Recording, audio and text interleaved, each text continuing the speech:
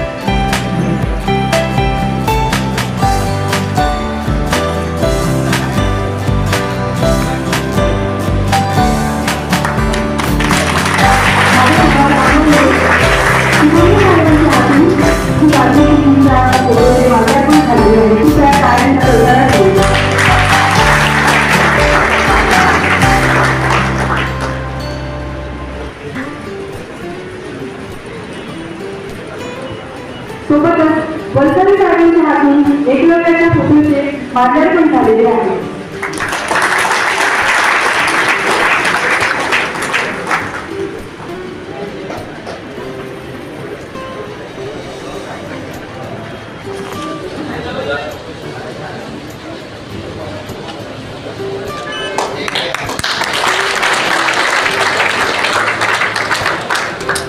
विविध पाहुण्यांच्या हातून महापुरुषांच्या फोटोला माल्यार्पण झालेले आहे। कृपया टाळ्यांच्या कडकडाटात सुरू राहूया।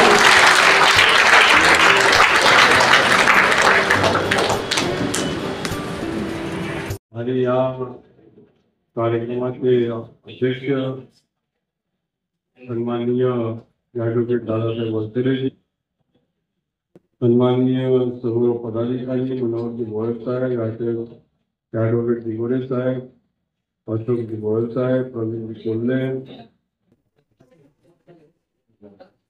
आता झालेले लोणारे साहेब, मच्छीमार संघटनेचे पदाधिकारी आहेत गेल्या अनेक वर्षापासून, प्रदीपजी भानारकर साहेब, स्वामीजी बावले, शालिग्राम मंत्रे बावले, मारुती मिश्रा, मधुपती बावले, सैदराई सहारे, शारदाताई पुष्पचार्यांनी, संतोष सोयकोजी, प्रकाश घोष नावाने आता घेतला आहे, प्राची वलथरे आता ते समाजासाठी काम करते आहे। सर्व या ठिकाणी उपस्थित समाज बांधव बंधू आणि भगिनी,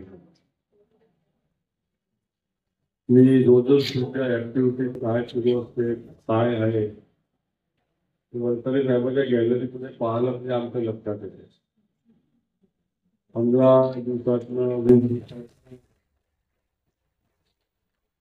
वलथरे साहेबांकडे बैठका होतात, समाजाचे लोक येतात, माझ्या होतात आणि त्या ठिकाणी समस्या सुटाव्या या प्रत्येकाची इच्छा असते, परंतु समस्या सुटत नाही। समस्या न सुटता समस्या वाढत चाललेल्या असं मला वाटते। मी ज्यावेळेला रामटेक लोकसभा मतदारसंघात फिरतो तर तुम्ही रामटेक पंधरा त्या भागामध्ये गेला तर जवळपास त्या ठिकाणी त्या रामटेक मध्ये जवळपास 12,000 ते 15,000 आमचे समाज बांधव त्या ठिकाणी राहतात। एक मोठा वर्ग तिथे आहे। तारजुलीला गेलो पण समाज मोठ्या प्रमाणामध्ये आहे, वास्तव्यात राहतो आणि काम करण्याचा प्रयत्न सुद्धा करत असतो। अनेक गोष्टी आहेत कोणत्याही समाजाचं काम करणं सोपं नाही आहे. एक काम तुम्ही हाती घेतलं तर तुमचा दुसरा गट तयार असतो. दादासाहेब पैसे खाल्ले का, हे झालं का, ते झालं का, ह्या साध्या गोष्टी आहेत. त्या राजकारणात मी तुमच्यावर कधी कुठे आरोप करणार नाही. भान आपण ठेवायला पाहिजे. आज जर तुम्ही विचार केला तर या नागपूर जिल्ह्यामध्ये भोई समाजामध्ये अनेक गट पडलेले आहेत. प्रत्येक गावातला नेता स्वतः नेता आहे. मौढ्यामध्ये स्वतःचा समाज आहे, पण स्वतःमध्ये त्यांच्या आपसामध्ये कितीतरी लोकांचं पटत नाही. आता मी पूर्ण तेराई तालुक्याचा अभ्यास आहे सांगू शकतो, पण तुम्ही एक निर्णय करा, निश्चय करा की आपल्या समाजाला पुढे न्यायचं असेल तर सर्वात पहिले आपल्यामध्ये एकोपा निर्माण झाला पाहिजे. मी ॲडव्होकेट दादासाहेब वलथरे, अध्यक्ष भारतीय भोई विकास मंडळ नागपूर. 24 ऑगस्ट 2024 रोजी नागपूरमध्ये समस्त भोई दिवा समाजाच्या कार्यकर्त्यांचा मेळावा आयोजित करण्यात आला आणि त्या मेळाव्यामध्ये हजारोच्या संख्येमध्ये विदर्भातील तसेच महाराष्ट्रातील अनेक जिल्ह्यातून नागपूरपासून लोक आलेले होते. त्या मेळाव्यामध्ये आमचे माजी खासदार आणि विद्यमान आमदार गोपालजी तुमाने साहेब हे उपस्थित होते. त्यांनी सुद्धा आपलं मार्गदर्शन केलं आणि त्यांनी आम्हाला आश्वासन दिलेलं आहे की आमच्या समाजाच्या विकासाकरता ते त्यांच्या परीनं हातभार लावणार आहे. आमच्या ज्या मेळाव्याचा मुख्य उद्देश होता की 0 माईल नागपूर येथील जी इमारत होती ती इमारत बरोबर तयार झाली पाहिजे, त्याच जागेवरती शासकीय खर्चाने तयार झाली पाहिजे. आणि दुसरी प्रमुख मागणी होती अजून आमची की आमच्या समाजाला विधान परिषदमध्ये प्रतिनिधित्व मिळावं. आणि आता येत्या विधानसभेच्या निवडणुका होणार आहेत. 288 जागापैकी 5% जागा आमच्या समाजाला मिळाल्या पाहिजे असं आम्ही मागणी केलेली आहे. ठराव पास झालेला आहे आणि त्याच मागणीप्रमाणे आम्हाला भारतीय जनता पक्षाची आमचा समाज निवडलेला असल्यामुळे ते उमेदवारी देतील अशी मला आशा आहे. आणि त्या उमेदवारीमुळे आमच्या समाजातील काही प्रतिनिधी लोक विधानसभेमध्ये जातील आणि ती भारतीय जनता पक्षाला महत्त्वाची बाब ठरेल. कारण की आमच्या पाठिंब्यामुळे गडकरी साहेब नागपुरातून निधी झालेले आहेत आणि मला पूर्ण विश्वास आहे की ती आमच्या समाजाला निराश करणार नाही. धन्यवाद. सोबत आहे भारतीय भोई समाजाचे महासचिव दिलीपजी मेश्राम. आणि मी दिलीप मेश्राम, भारतीय विकास मंडळाचे महासचिव व जीवन रक्षा दलचे महाराष्ट्र संस्थापक अध्यक्ष. 24 ऑगस्टला गुरुदेव सेवाश्रम या ठिकाणी सभागृहामध्ये जो कार्यक्रम झालेला आहे त्या ठिकाणी महाराष्ट्रातील जीवन रक्षा दलचे स्वयंसेवक असंख्य संख्येने उपस्थित होते. आता आपल्याला माहीत आहे की समोर गणेश विसर्जन, दुर्गा विसर्जन आहे. अशावेळी आमचे जीवन रक्षा दलचे स्वयंसेवक पोलीस विभाग आणि तहसील विभागाला सहकार्य करतात. परंतु सहकार्य करीत असताना आमच्या जीवन रक्षक दलांना योग्य न्याय आणि त्यांच्या शैक्षणिक धोरणानुसार त्यांना नोकरी आणि योग्य मानधन आणि ज्याप्रमाणे पोलीस विभागामध्ये होमगार्ड आहेत त्याचप्रमाणे जीवन रक्षक दलाच्या महाराष्ट्रातील प्रत्येक पोलीस ठाण्यामध्ये जीवन रक्षक दलांना समाविष्ट करण्याची आमची मागणी आहे.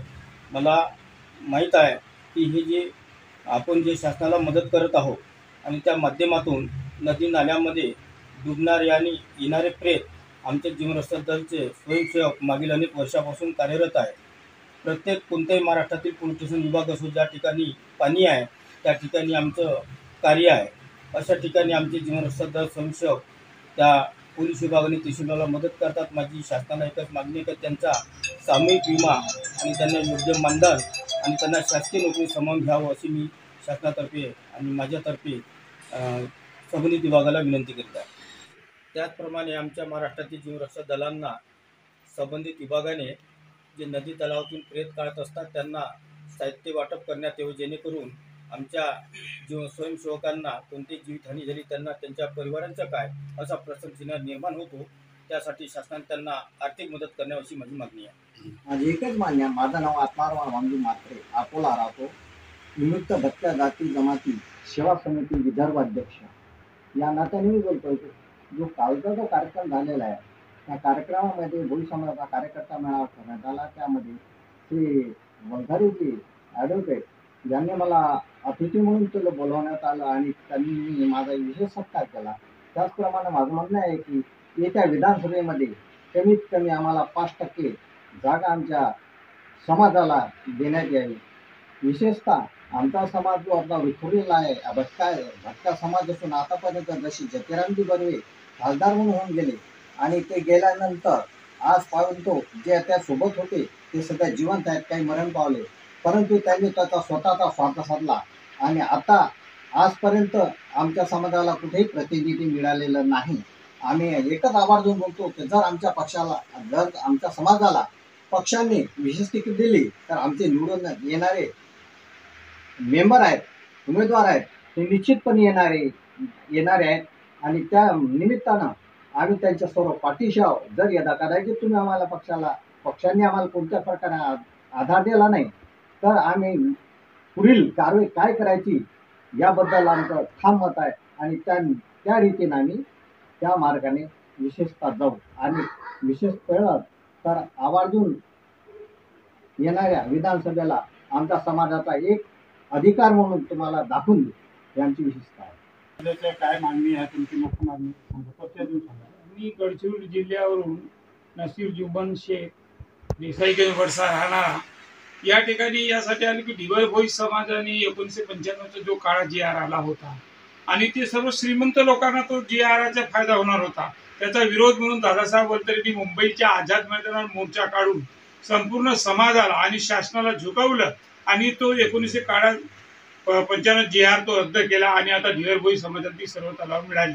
त्याचप्रमाणे जी ढिवर भोई समाजाची मुख्य मागणी आहे की नागपूरच्या ज्या जतीराम बर्वे माजी खासदार यांनी जी सोसायटी उभी केली होती ती इमारत जी तोडण्यात आली आहे ती इमारत शासनाने पुनरुत्ती उभी करून समाजाला न्याय द्यावा आणि जी अनुसूचित जाती जमातीची मागणी ढिवर भोई समाजाची अनेक वर्षापासून आहे ती शासनाने ती मागणी केली पाहिजे आणि ढिवर भोई समाजाला न्याय दिला पाहिजे अशी माझी मागणी ढिवर भोई समाज. तुम्ही काय म्हणणार आहे समाजाची काही मागणीबद्दल काय काल मेळावा झाला काय बोलणार आहे? आमची एकच मागणी आहे की जी शासनाने माझे नाव आहे इंजिनियर प्रवीण प्रकाशराव कोल्हे, मी नागपूर जिल्हा अध्यक्ष आहे भोई समाज युवा मंडळ महाराष्ट्र प्रदेश. तर आमची एकच मागणी आहे की शासनाने आमची जी जागा शासनाने हडपली काही कारणास्तव ती आम्हाला परत मिळावी. यासाठी आमचं जर ती जागा आम्हाला परत मिळाली नाही तर आम्ही आंदोलन करून आणि ती जागा आम्ही कब्जेत करून आणि ठीक आहे. धन्यवाद.